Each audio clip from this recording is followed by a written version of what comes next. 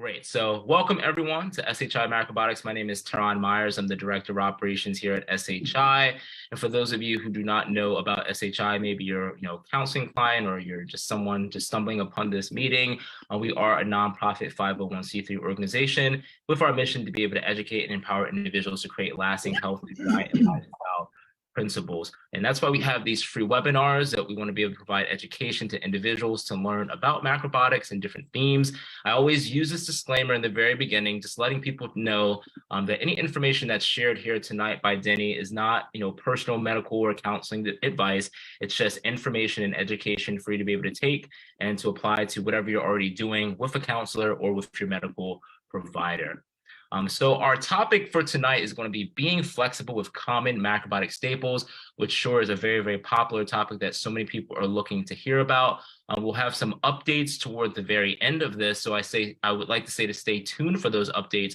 And I have a very special surprise for those who hopped on early for this webinar. So if you want to know what that surprise is, you want to stay for the end of the updates as well too. So I'm going to turn it right over to Denny, who's going to be, heading this particular topic. As always, we'll have some Q&A toward the end, and I'll make sure to go back and forth between Zoom and Facebook. So thank you, Denny. You can take it away. Thank you, Tarad, and hi, everyone. Good to see so many people. So I wanted to do a really practical one because there are food shortages and they're increasing, and we don't know how serious it's going to get.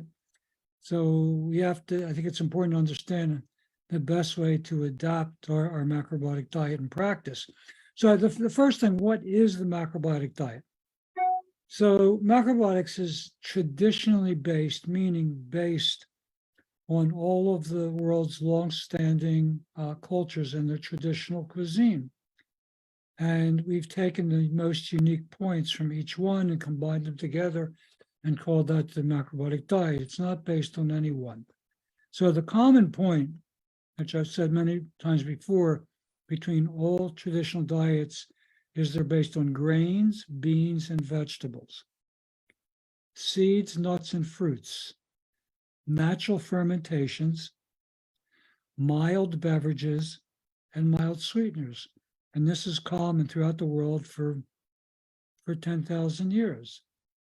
And if you break this down to modern scientific terms, the grains, beans, and starchy vegetables provide the prebiotics, food for probiotics, fermentation to grow on.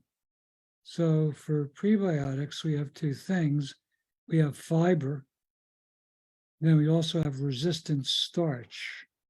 So when grains, beans, and starchy vegetables cool, they create resistant starch that doesn't really digest, but it's very good for the microbiome, the gut environment. Then we have a whole host of natural fermentations from around the world. And the way I use these terms, I really should check on the actual definition. For me, a pickle has salt, and a fermentation doesn't. So pickles are fermented with salt, but vinegar is a fermentation. It doesn't have salt. Okay, so that's my definition. Now, Japan had a uniqueness because they added two things. Number one is soy products, miso, shoyu, tofu, tempeh, natto, soy milk, edamame, all the traditional soy products, which is a lot of controversy, are they healthy or not? But the long and short of it is they're among the healthiest foods on the planet. Then they also included seaweed. And seaweed is a whole other category, and seaweed is more important than ever. At the same time, it's getting harder.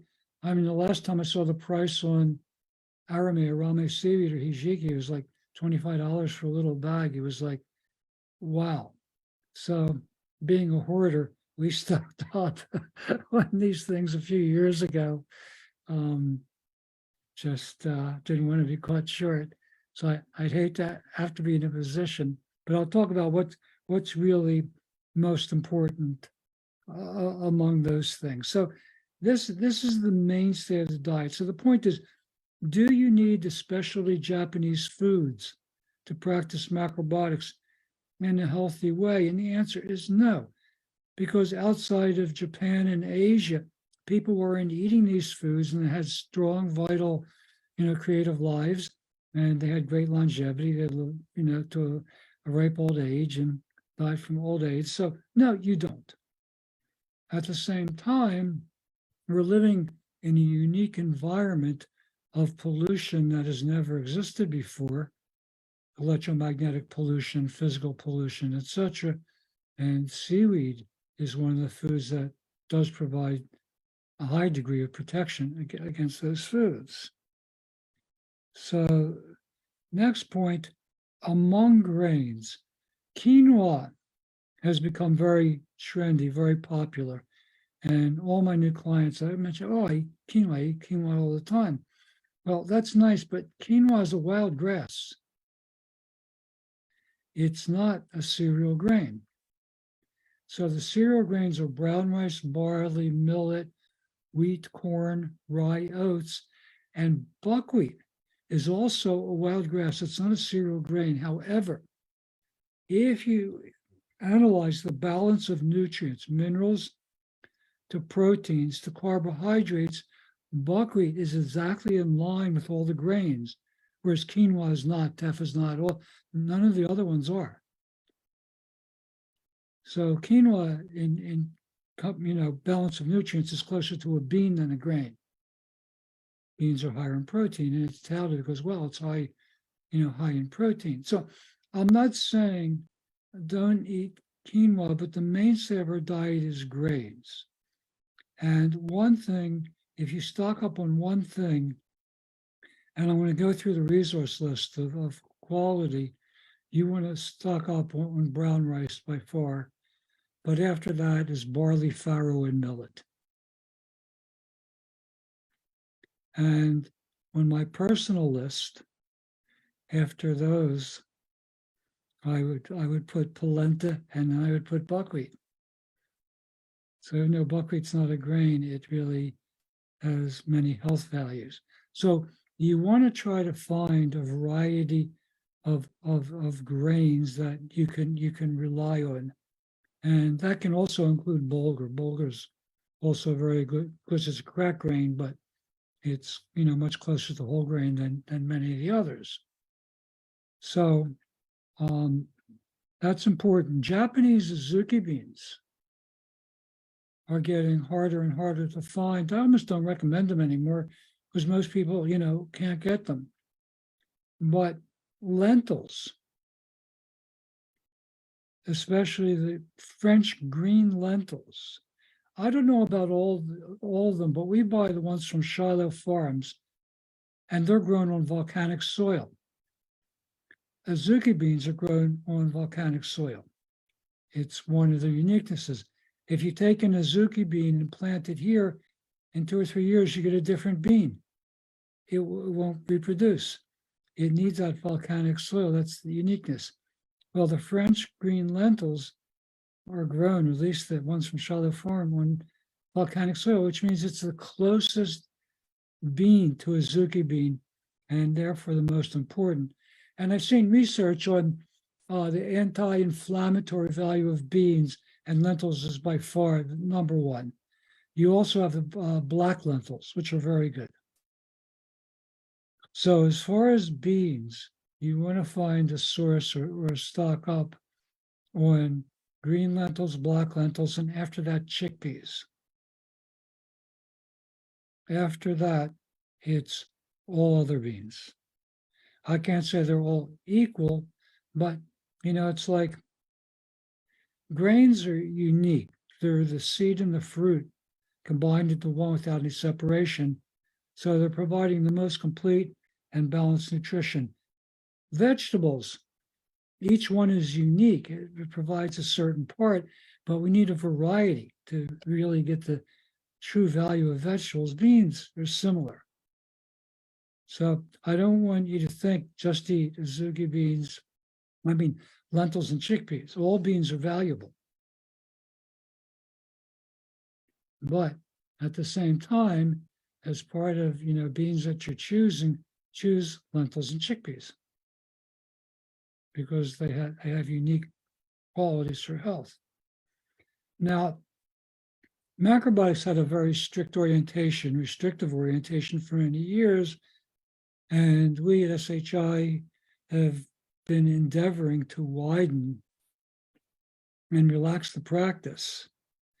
But one of the things that happens with a lot of people, when they do that, they forget some of the core and essential things. And that's something you do not want to do. So wide means you keep your core very strong, but then you build a wide variety around that. Then you have the most unique combination for health. I mean, that's essentially what we do. So we use a lot of the traditional Japanese dishes, and we use a lot of other styles as well around that. But after grains, beans are the next most important food. And for many years in macrobiotics, beans weren't really emphasized much. But everyone needs more protein now. Everyone. We all have weaker digestive systems. Food has less nutrition. So, it's almost, instead of saying grains and beans, it's almost, grouping grains and beans together, then vegetables. And kind of a modern orientation.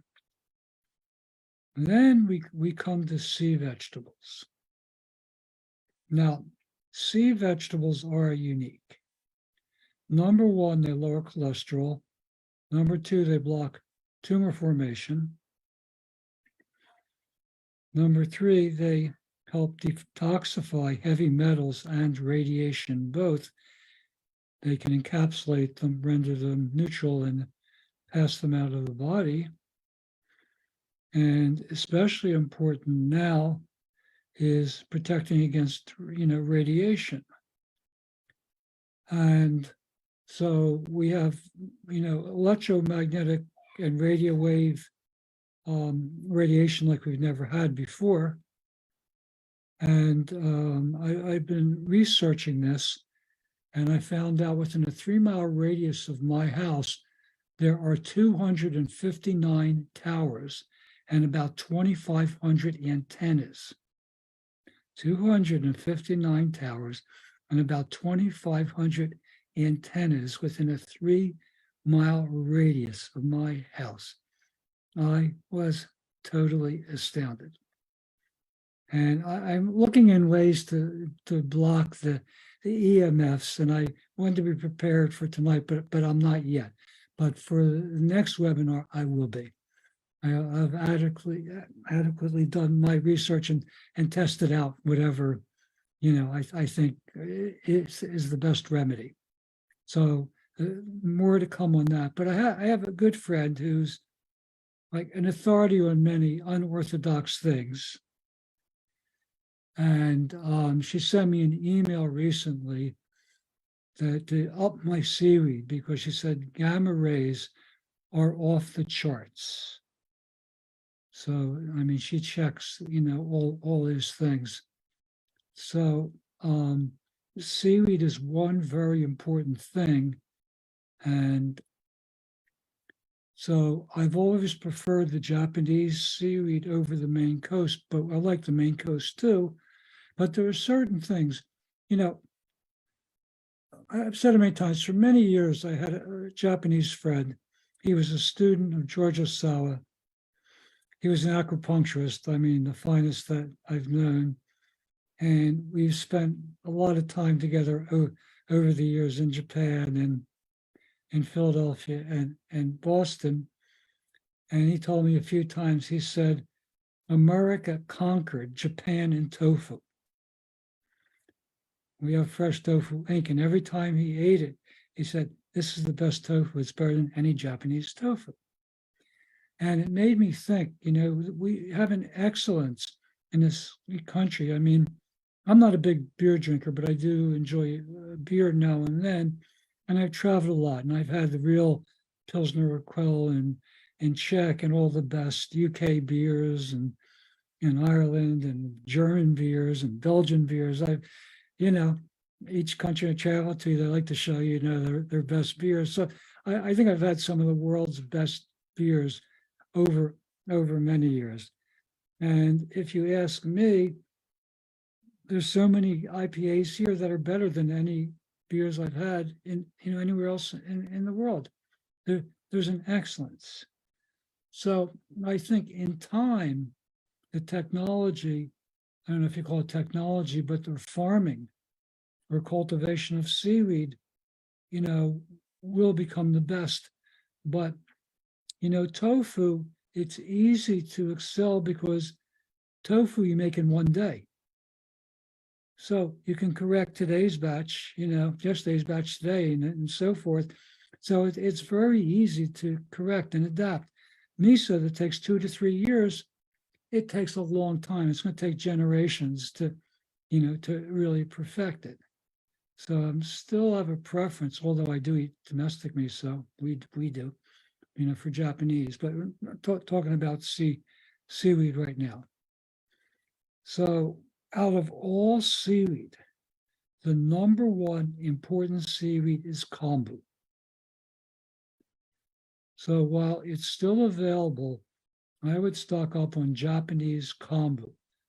It's the highest in iodine, which too much iodine is a problem, and you don't want to eat too much.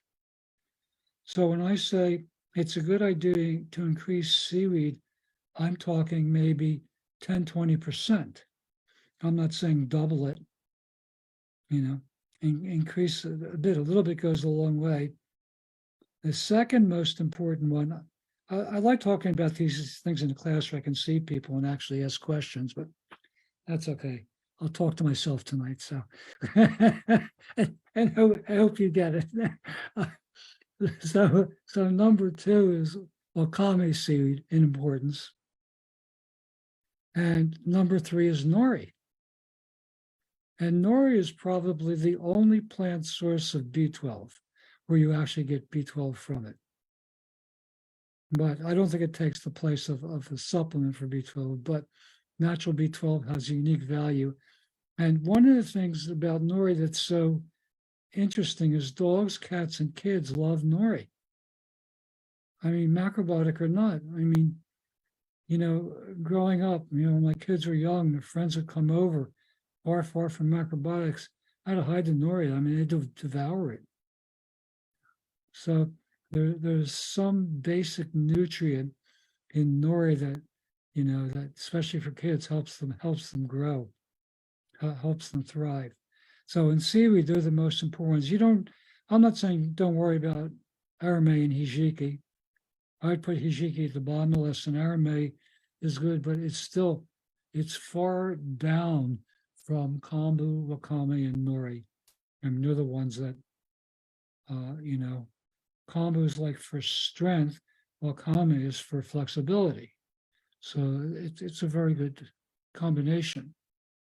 And nori is kind of like for freshness, something like that, like lettuce.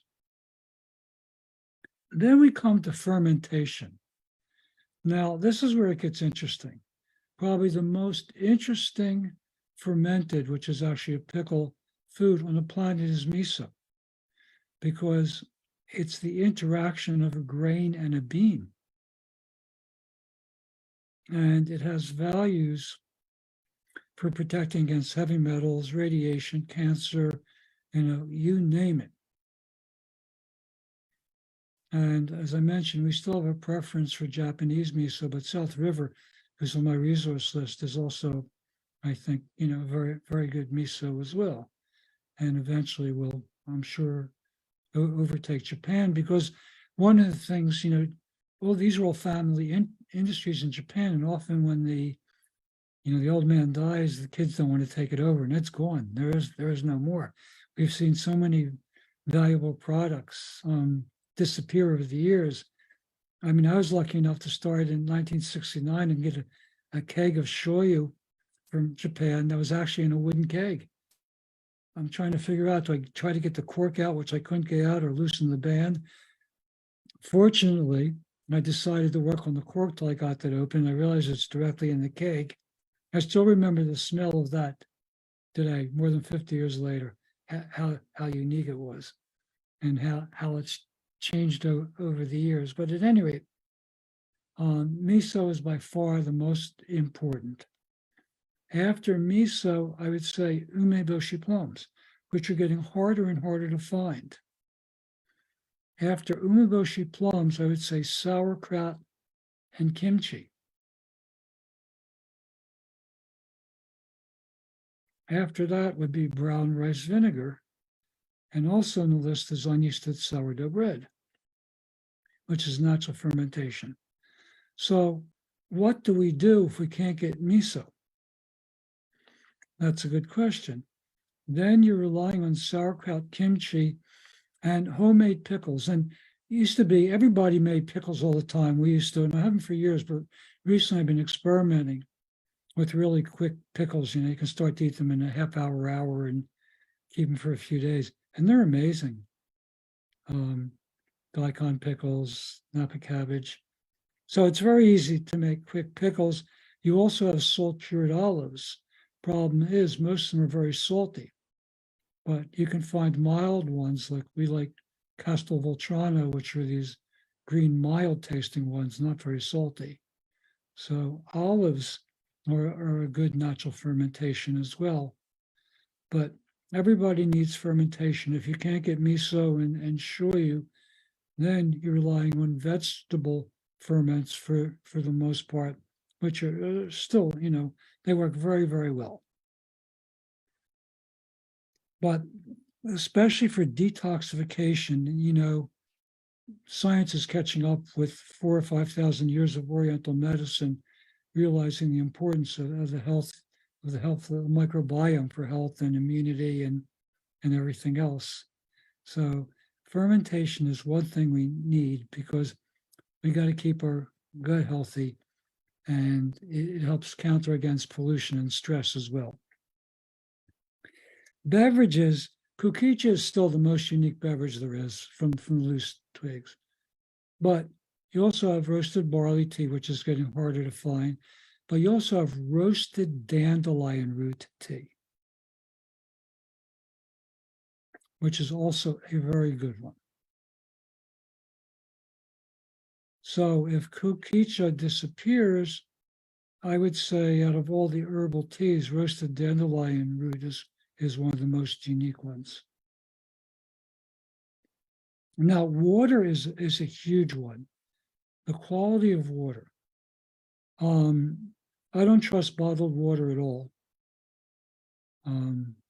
It's unregulated. I mean, there's a documentary called Tapped. It's worthwhile seeing if you really want to know about the bottled water industry. And we've been using Pro One when I go through the, and another friend who's really into high quality food, a Russian friend, he sent me an email yesterday saying, "You're right again. We changed to Pro One, and it is the best water." It's which that's Susan on my reaction. So let's go through the resource list. I've made some very good finds. So for Japanese products, natural imports, which used to have everything and they're having such a hard time. The FDA is not making it easy on them. You also have Eden, you have Goldmine and Natural Lifestyle. So you want to search for those, but further down on the second page is a place called Toiro Kitchen. And they have a lot of specialty, high quality Japanese foods like I've never seen, plus cookware. Not inexpensive. You know, take your wallet or pocketbook with you when you go to the website, but it's very high quality things that are amazing. As I said, for water, Pro One, and there's a link on the bottom. I'd appreciate if you'd use it. You become very good friends, and basically what they did, they took Berkey technology and improved it, and did a good job. So they have gravity filters, they have pressure filters. We have a whole house filter, which I absolutely love. The first shower I took after we got a filter, I couldn't believe the difference, and we had a shower filter. Then for bread, if you're in the Philadelphia area, Sweetwater Bakery bread is the real deal. It's wood-fired, brick oven, stone ground, local source grains. The baker's actually healthy. Bread alone, I don't know personally, but in New York, they're a good choice. But I made a great discovery through a client, and it's on their 123 Dough Bakery in Pound Ridge, New York. It's somewhere in upstate New York. And it's an heirloom grain bakery. And I talked to them today, and I'm actually going to order, they'll ship anywhere in the country. So what you want is the lightest bread they have, because ancient grains tend to make very dense bread. And let me see, the one he said was the lightest one, least dense one.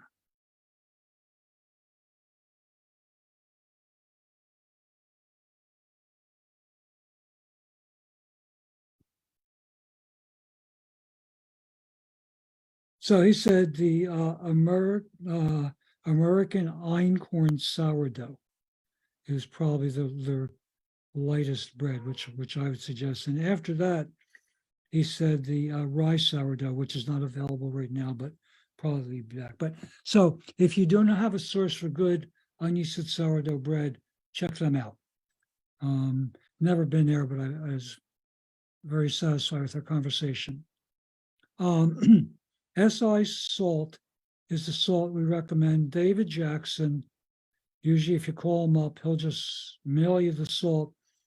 I've heard he's out of the salt, so you can try Goldmine or Natural Lifestyle. I believe they sell it. And people were criticizing it, saying it's polluted with microplastics, which it is. All salt is, even land salt. And people are saying, well, eat Himalayan salt because it's lower, but on the scale, it's 1 point lower than SI salt, which is very low compared to other sea salt. So we're sticking with SI salt, and I recommend you do as well. Then for cookware, you have Soko Hardware in San Francisco and Toiro Kitchen. So I would definitely check those out. They both have wonderful products. And cutting boards. I just ordered a cutting board for Susan today from Toiro. They have, for an inexpensive price, an amazing cutting board. I mean, it's anyway, I can't say enough about the products. Then if you go down, Housework Store and Well Spent Market both have Coda Farms rice, Kokua Rose, organic heirloom brown rice. And I would suggest if you stock up on one grain, make it Kokua Rose. It's not inexpensive, but even in the natural food industry, organic food industry, everyone for profit hybridizes their grains. I don't know if Charlotte Farms does. I assume they probably don't, but at any rate, most everyone does. And as they hybridize and they increase the yield, the nutrition goes down. Well, Kokua Rose, the organic heirloom brown rice, they've never done that. It's grown for quality from day one. It's unique quality in brown rice. So there's two sources, and I talked to Well Spent Market today, and I would check with them first. I think they'd be the most accommodating when coming up with the best shipping to get it to you. Then you also have Azure Standard. They have a wide variety of organic foods. Kavala has organic tan and black tahini and tan and black sesame seeds. And the black tahini is absolutely wonderful. It's messy, it gets over everything, and it stains. So you've been warned. I don't know why it's so messy, but it is. Then South River Miso Company, you can get miso from them, but also tohum tahini. It's a traditional Turkish tahini that's very, very unique. And then for clothing, you have Pact, which is local, and then Green Fibers in the UK. And they both have great organic clothing and towels and underwear and all kinds of other things. And being a natural born skeptic, since I came into contact with organic cotton, I'm a real fan and highly, highly recommend it.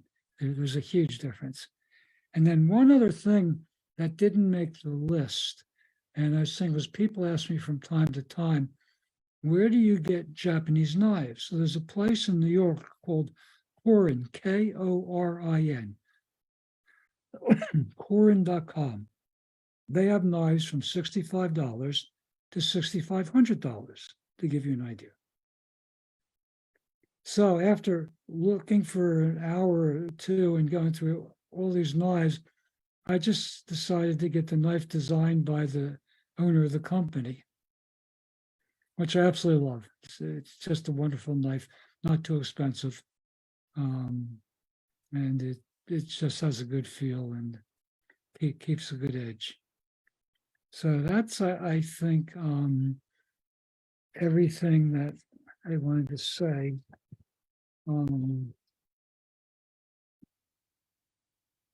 So for soy products, for the foreseeable future, tofu will be available. And I do recommend tofu and soy milk to everyone as part of a healthy diet. And, while these things are still available, please do stock up. But anyway, if you have questions, I'll try to answer your questions. All right, thank you so much for that, Denny. So at this time, we're going to move forward with our Q&A segment. I'm just going to ask if everyone can just hold their questions for just a little bit. There's been a number of people who have been sending them throughout. So I have some questions to catch up on, and we also will have questions that are going to be coming through on Facebook as well too. But for now, I'm only going to do questions that are in the chat, and then I'll be able to take some verbal questions, but there's quite a few questions in the chat. So just bear with me as I scroll through a little bit. And as I mentioned, if we can just hold our questions until I give a quick note. Denny, one thing, if you can mention again, because I think you said that it was not in the resource list, you had mentioned the website for the knives. What was that website again? KORIN.com, Korin. They're in downtown New York, below Soho. So if you have a way to get to New York, it's worth a visit. But they really know knives. It's a great resource.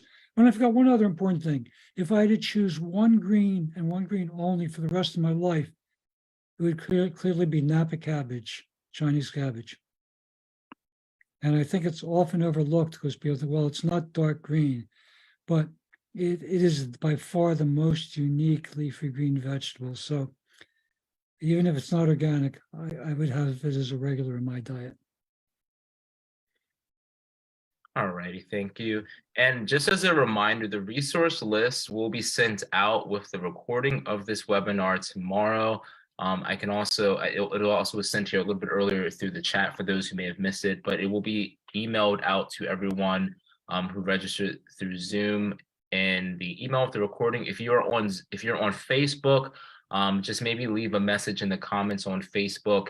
And we'll also try to find other ways that we can have it accessible on the SHI website. I'm going to move into some questions right now because we definitely have quite a few that we want to get through, and we'll probably extend the time a little bit until 8. So let me just check here.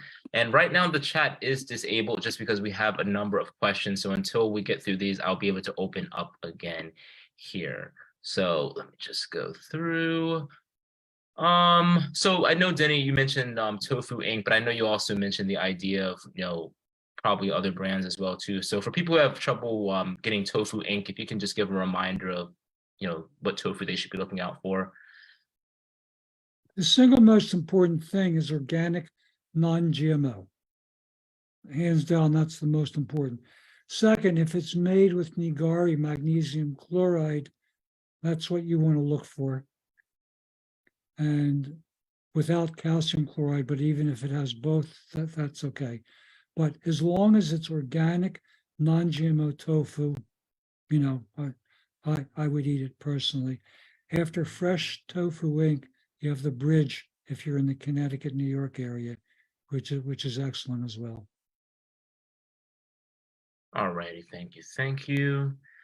Let's see. So our next question is, what about seaweed from China, even if it's organic? What do you think? I don't know. I really, really don't know. Some people said it cannot be trusted. Yuzo, who was the buyer for Scene for many years, said that's not true. Some of the companies, the macrobiotic companies, their seaweed is reliable. So I don't really know. I mean, I look for Japanese seaweed. My second choice is Maine Coast.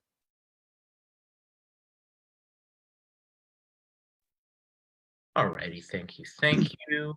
Our next question, can miso get too old? Yes. It doesn't spoil, but it loses its taste. So the taste of miso peaks between 2 and 3 years. After that, it goes down. The strength still, increases. So if you eat, 10-year miso, which I've had, doesn't taste very great, but it's strong and nourishing.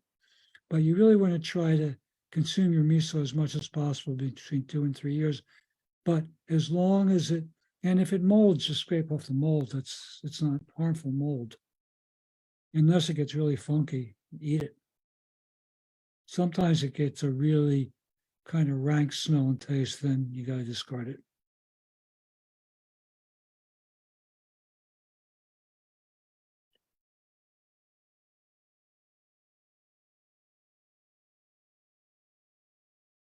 All right, thank you. Just peering back and forth through the Facebook. So our next question here, Denny. So can you address the plastics, microplastics, and endocrine disruptors in our environment that we ingest, inhale, etc., and how to deal with it in the body? The macrobiotic diet and lifestyle, body rub, walking outside, sun, we can't avoid pollution. Pollution is everywhere in everything. I'm much more worried about glyphosate personally and microplastics. So the number one on my list is avoid GMOs and glyphosate. But if you can find foods, of course, that have less microplastic pollution, but I don't know how much they exist. But, grains, beans, because of phytic acid, miso, and seaweeds, umeboshi plums, kukicha, give the best protection against all environmental pollutants. I've met people who were seriously burned in Hiroshima and Nagasaki and who made complete recoveries through macrobiotics. Amazing. I mean, astounding. So the power of good food is amazing. And Colin Campbell's response is you don't need to worry about it. If you eat enough healthy food, it automatically detoxifies the unhealthy food. Now, I don't know what, where at what point the body will get overwhelmed and can't. But, the only thing we can really do, and doesn't have to worry about it, is eat a wide variety of the foods we're talking about. Chew your food, walk outside, get plenty of sunshine as much as you can.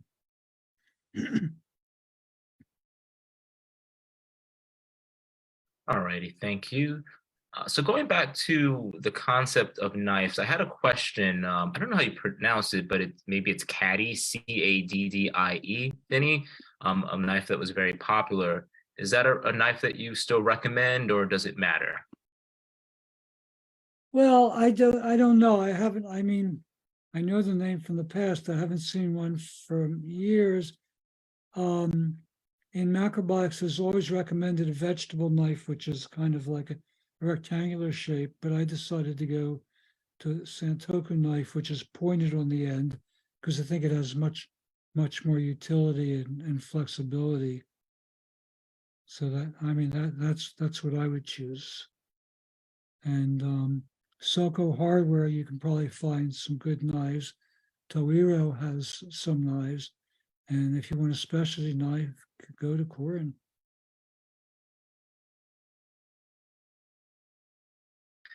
Alrighty, thank you. So this question is in regards to, I guess, bread again. So, Denny, do you know or are you familiar with the Berlin Bakery in Ohio? Spelt sourdough, unyeasted, no extra ingredients. I am not. But there are more and more sourdough bakeries springing up everywhere. So, and a lot of them are bound to be very good. So the really important thing, if they have stone ground flour, or especially organic stone ground, because the stone doesn't destroy the integrity of the grain and is far more low temperature, whereas a steel mill generates a lot of heat. It really negatively impacts the grain and the integrity of the grain. So if you're going to find ancient grains, sorry, anyone who's using ancient grains is into quality, and then if they're using stone ground flour, they're the organic. That's what I would look for.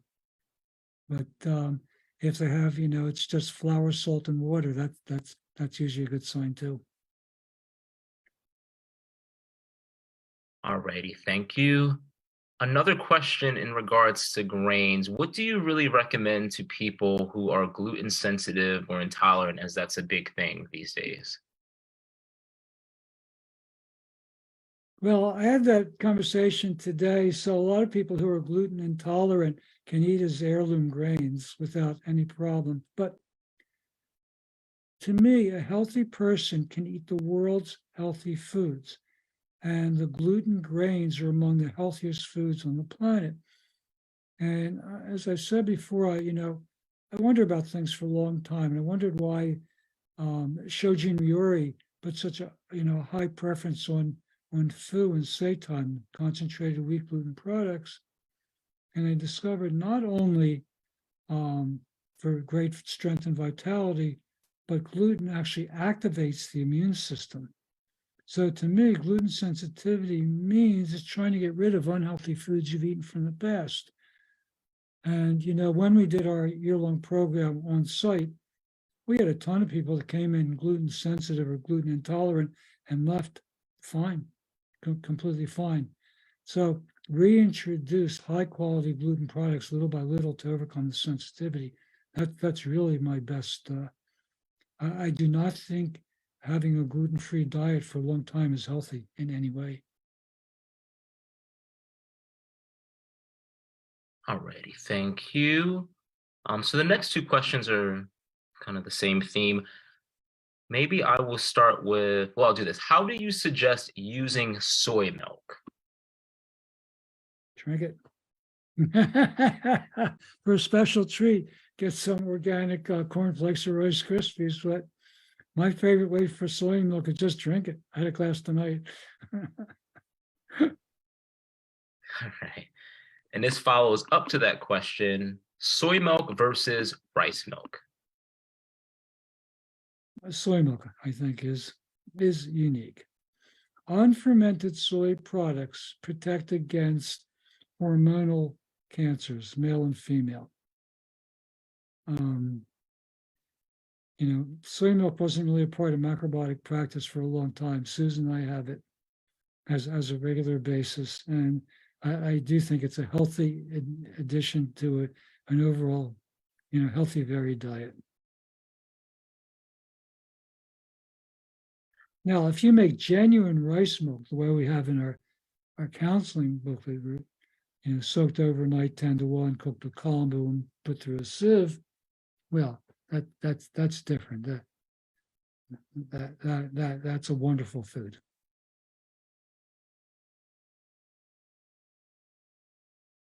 Alrighty, thank you. So at this time, the chat has now been enabled again. So if you do have questions, you can send them to the chat. I can also take verbal questions. So I just ask that you can unmute yourself and just wait to be called upon, just so multiple people are not speaking at the same time. So if you have a question, the mic may be the fastest way. So Nancy, I see you have a question. Go ahead. Thank you. Yeah, on stocking up on some of these things, how long would your grains, like brown rice, how long can you keep it at room temperature and store it? And also, do you refrigerate your grains? If you want to keep them for a long period of time, refrigerate them. We do refrigerate our rice. It can keep for a long time refrigerated. And at So- room temperature, is it like how soon would you need to use it? I mean, it depends on what the temperature is. I'm for wine, 70 degrees. Once it gets above that, it really affects the quality. So I would assume grain is somewhat similar.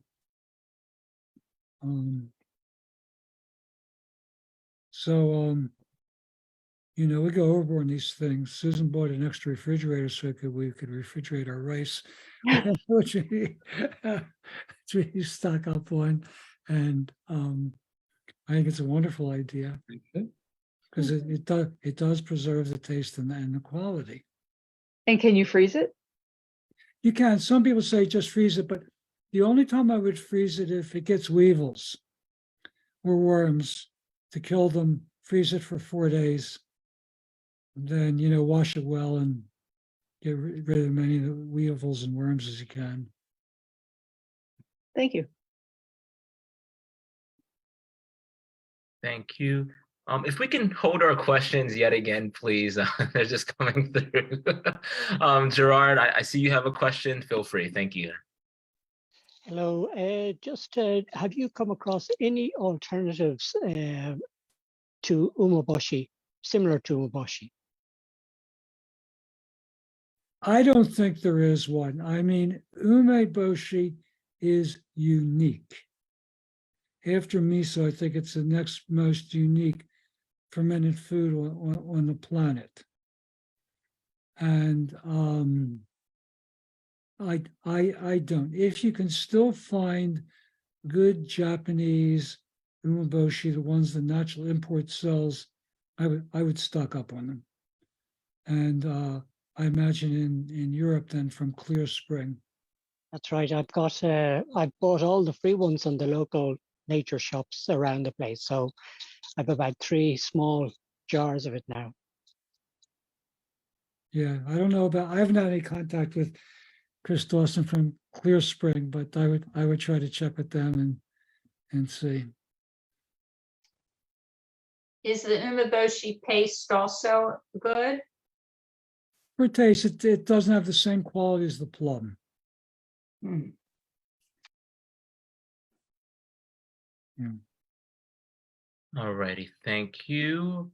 And I was just going to say that I have the plums from National Import and they crystallized in the refrigerator. It's because you didn't have them sealed well enough. Oh, Umeboshi plums don't spoil. If it spoils, it's not an umeboshi plum. I mean, there are some disease batches which spoil. That means it's, but at any rate, they dry out. The nature of umeboshi plum is drying. The reason it's so good for digestion, it absorbs all the excess moisture in there and it creates the right balance. So, and they protect against environmental humidity, warm humidity, which we have in this country, and they have in Japan as well. So you've got to keep them really well sealed, otherwise they dry out. So once they dry out, use them in cooking. okay. You can use them to make soft rice or, umisho bunch of tea, right? Anything like that. That they're not very good to eat once they're about 20% salt. So once the salt comes out, they're not very good to eat.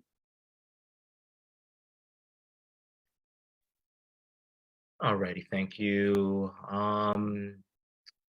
Audrey, I think I saw your mic was unmuted a second ago. Did you still have a question?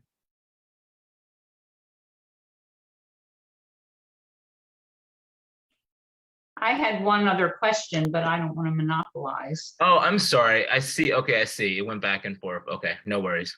Thank you.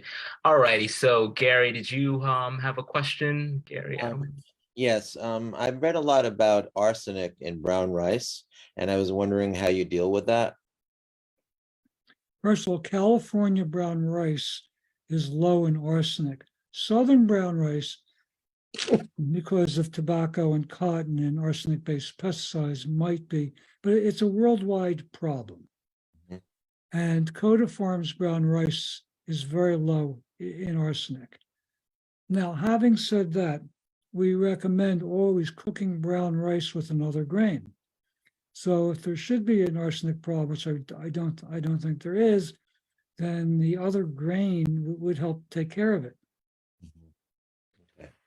Worldwide, rice-eating people have less cancer than others. Mm. So, but you got to check your water supply and other sources of arsenic. That's important. Okay, thank you. all righty. Thank you. Thank you. Anyone who has their hand up at this time or unmuted, I will get to you as soon as possible. We do have a number of questions that came through in the chat prior. So let me just try to get through those. The time is now 7:52 Eastern. We'll try our best to get through as many of these as we can. I know a lot of people have tons of questions about food, so that's always great.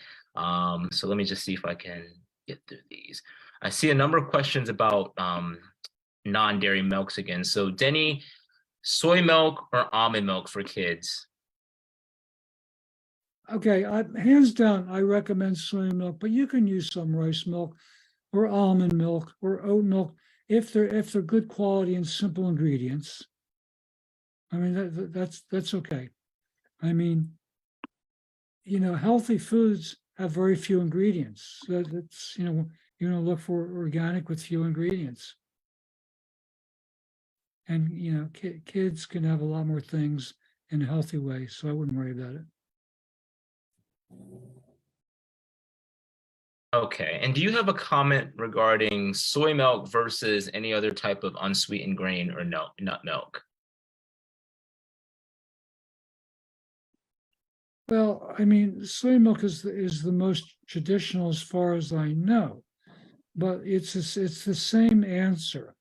If you like to use those other milks, almond milk, etc., then find one that's really high quality with very few ingredients and organic.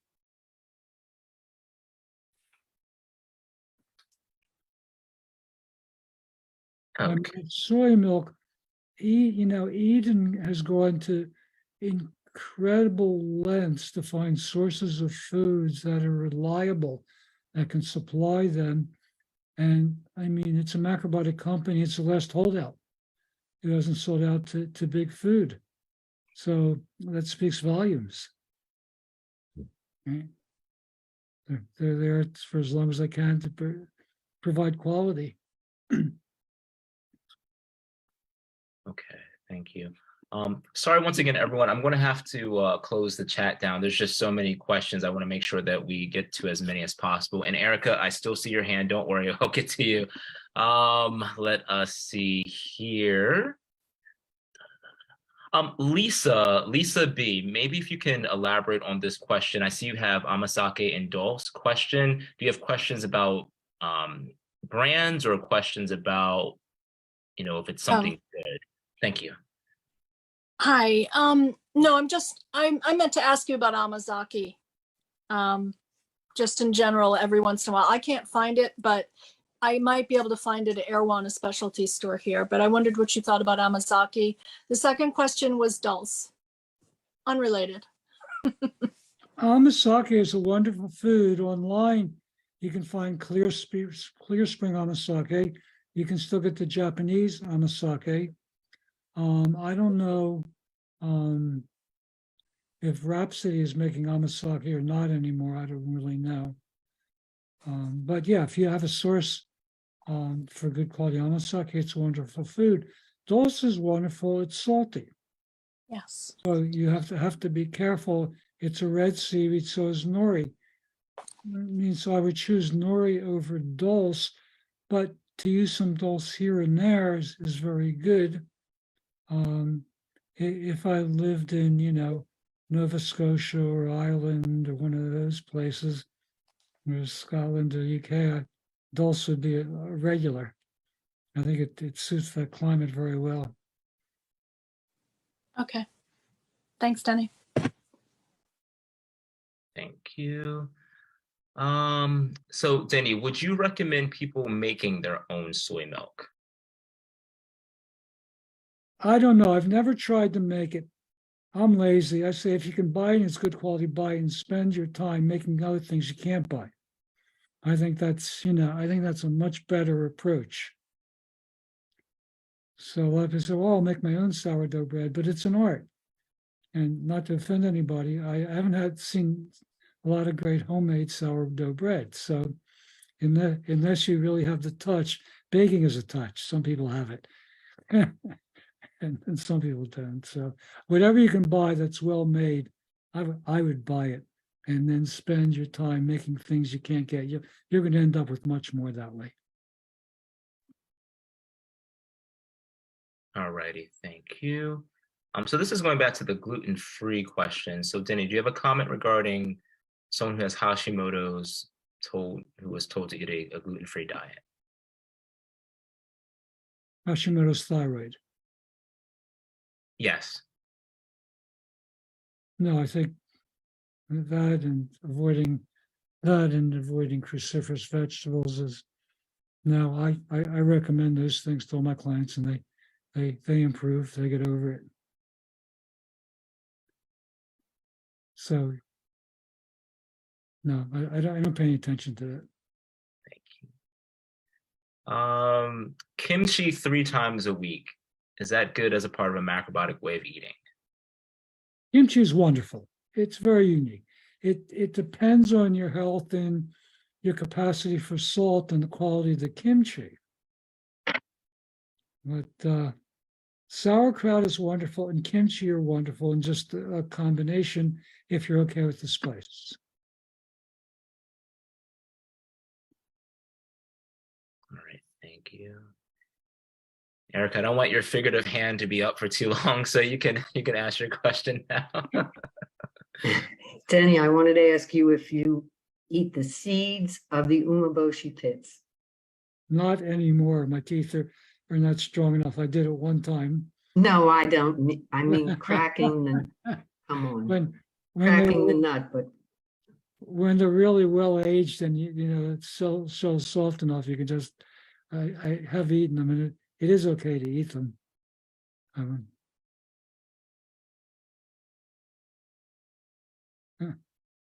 I had a daughter who's umeboshi crazy. She ate them all the time. I like them too. All right, we have about maybe 4 or 5 questions here. Some of them are pretty simple. Denny, do you have a comment about tamari versus shoyu? Shoyu. Tamari is a different food. Shoyu has a unique gathering, concentrating quality. Tamari doesn't at all. Tamari was originally a byproduct of bean miso, was used as a dipping sauce for raw fish. So health-wise, it's shoyu.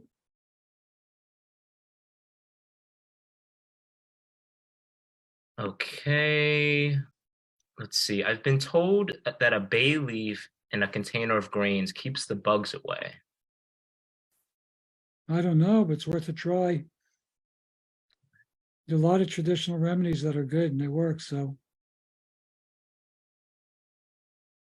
Okay, so I don't think this was this asked already? Umeboshi paste versus the plum. Okay, that was asked. Okay. Paste is not the same quality. The only way we use umeboshi paste in the summer, fresh corn on the cob with some umeboshi paste, wonderful. Other than that, we use the plums. Okay. Denny, I think you mentioned combining other grains with rice as taking care of the arsenic. Can you elaborate on that a little bit, on how that happens? Well, rice, all grains and beans have phytic acid, which has the ability to encapsulate heavy metals, including arsenic. So I think the synergy between the two, I mean, I've seen research that if you cook rice and barley together, you get more nourishment from the rice and from the barley than when cooked separately, which is consistent with, my approach to macrobiotics. But just from my understanding, so if you cook a different grain with the rice, and there should be arsenic in the water from soaking it, that other grain will absorb the arsenic, render it neutral, and pass out of the body. But the bottom line is, I've been doing this a long time. People that eat good brown rice have better health. I mean, it's, the taste, proof is always in the taste of the pudding. It's right there. And epidemiologically, worldwide, rice-eating people have less cancer than other people. So, and everything healthy is under attack. So I wouldn't pay attention. Get good organic California brown rice. Cook it with another grain. All right, thank you. And I think this is this is going to be our last question. I think it goes very well. And I know you actually are a fan of this. So the question asks, do you know Blue Moon Acres medium grain rice, and what do you think of it? I highly recommend it. Jim Lyons is a great guy, a great farmer, and he grows high quality foods. His rice is wonderful. I think it's the best dryland rice that I've had. So I highly recommend it. Excellent. And paddy rice, we don't know about the future. So dryland rice may be the future.